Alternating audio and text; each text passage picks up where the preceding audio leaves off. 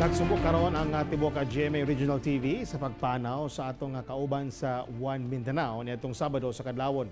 Nakatutok si John Paul Senior. Sa kuha sa CCTV camera nga nakatutok sa highway sa Trading Boulevard, Davao City, makita ang motorsiklong ni Agi. Alas 2:19 sa kadlawon niadtong Sabado.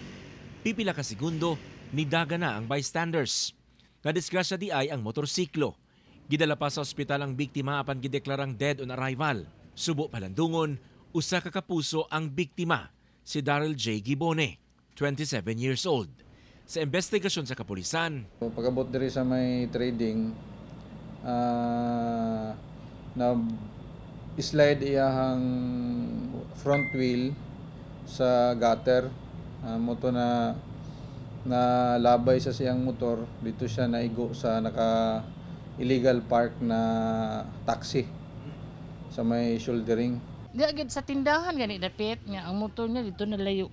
Ang taxi driver kinsa temporaryong gidetain, mag-uhay lang kuno nakapark sa lugar tugod ng hulat nga mohawa ang usa pa ka sakyanan sa unahan nga iyang pulihan diyang hitabo ang pagbangga.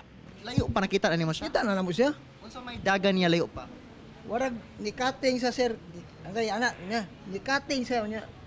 I-action niya ana ba warag gilabay sa dito sa taxi, warag nagaid pa sa dito ba. Warag di na jud niya makayag lubag kay. Paila na to siya og reckless imprudence resulting to homicide. Si Darrel, kasamtangang playback editor sa Mindanao sa GMA Regional TV, ingon man coordinator for Mindanao sa Balita Pilipinas ngayon sa GMA News TV.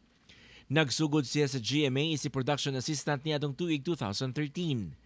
Samtang nagtrabaho siya sa GMA, nausab siya vlog channel nga Kuya D.